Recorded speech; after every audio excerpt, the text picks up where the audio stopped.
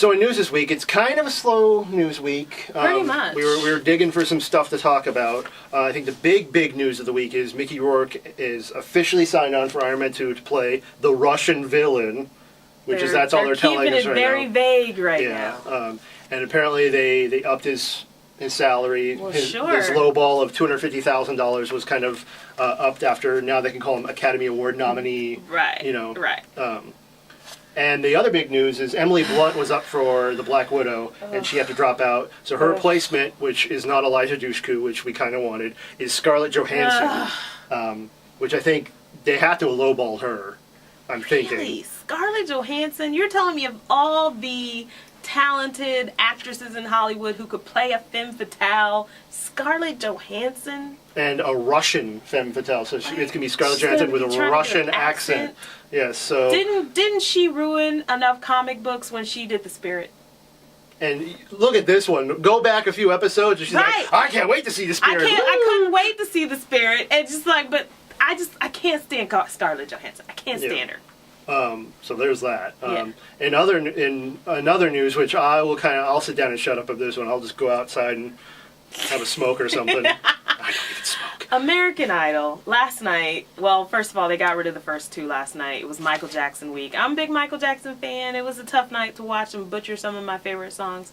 But apparently they've got this new rule where they get to the bottom two and the judges can decide to save somebody and not get them sent off, because this is a reaction to past seasons when people like Jennifer Hudson or Chris Daughtry got eliminated too early in the competition, which I think it worked out for them, so I don't see they're the more, two of the most successful ones. Right, I think it worked out for them. Jennifer Hudson's just gonna pet her Oscar while people say that. Right. She's sitting around looking at her Oscar and her Grammy, and she's like, oh yeah, I came in 8th on American Idol. But so the judges can save a person, but then that means the next week they have to eliminate two, and that person can't ever be saved again. Here's the thing.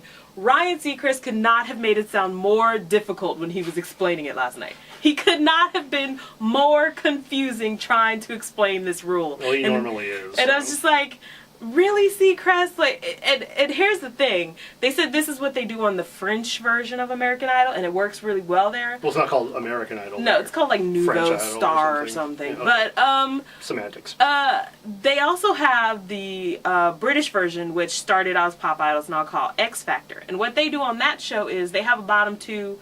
The bottom two sing, like they sing for their lives. They sing a different song than they sang on the show, and then the judges decide who's gonna go. And I think that would be a simpler way. Like the public votes for the bottom two. Yes. And the judges eliminate one of those. Yeah. Okay. Yeah, and I think that'd be a simpler way of doing it. You would have a chance to save people who don't necessarily need to get eliminated yet, and a chance to eliminate some of the people who need to be cut early. But Sanjaya?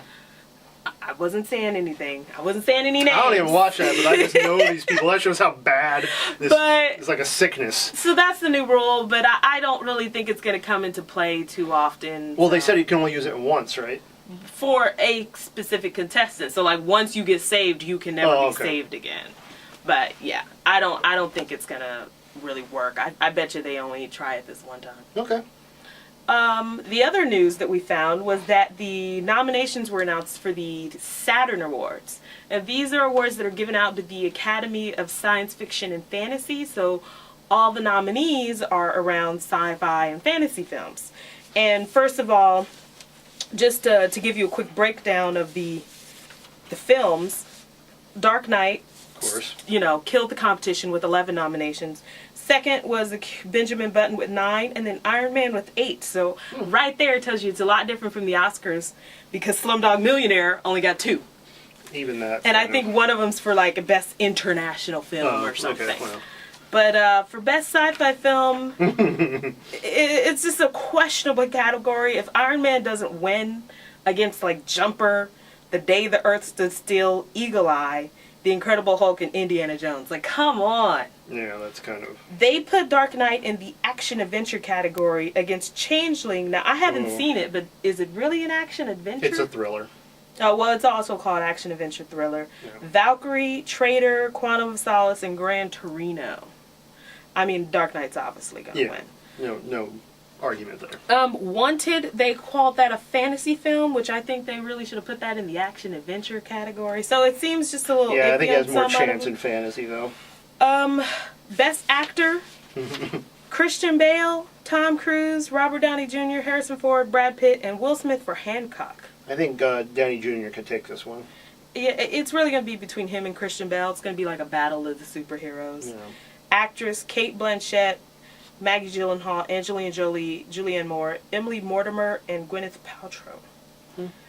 Maybe this will finally be Angelina Jolie's chance to win. Yeah. But the thing about the Saturn Awards is they also do TV. Yes. And in the TV category, Lost got the most nominations, is nominated for 11, and then Heroes got 6 nominations. For the awful show that it's been so far. I think most of this those are season. acting, aren't they?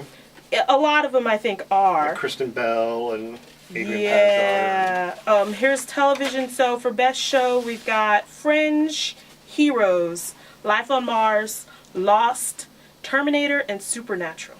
I go with Lost on that one because of last year's stuff. Right, right. And then the best syndicated cable show, which is a really good category, I think. Battlestar Galactica, The Closer, Dexter, Leverage, Star Wars, The Clone Wars, and True Blood. Sorry, I threw up a little bit in my mouth there. Right. Now, despite the shirt I'm wearing, The Clone Wars, really? Like, that's just not right. But, you had a problem with the supporting actress category? Did I? Or was it the supporting actor category? Oh, no, yeah, it was Best Actor in television. They had Thomas Dekker in there, and they had Adrian Pasdar and Milo Ventimiglia from Heroes. Obviously, I think it's between Henry Cusack from Lost and Michael Emerson. They are the two best. Yeah, supporters.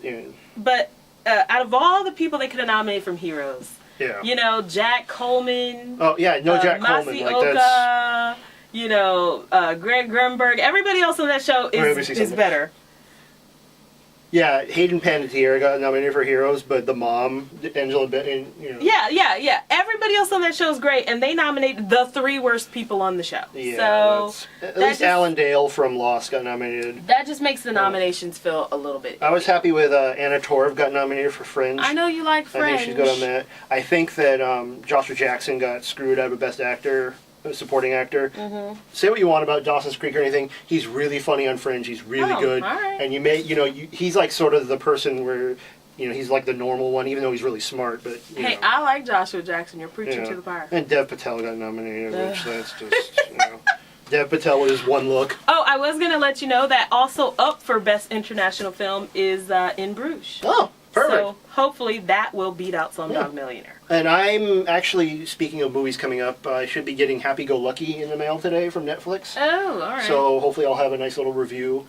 Check out our blog. I also have a review of How to Lose Friends and Alienate People. A Yeah. little journalism movie for you. Well, I guess it would be that time for Stump the Host.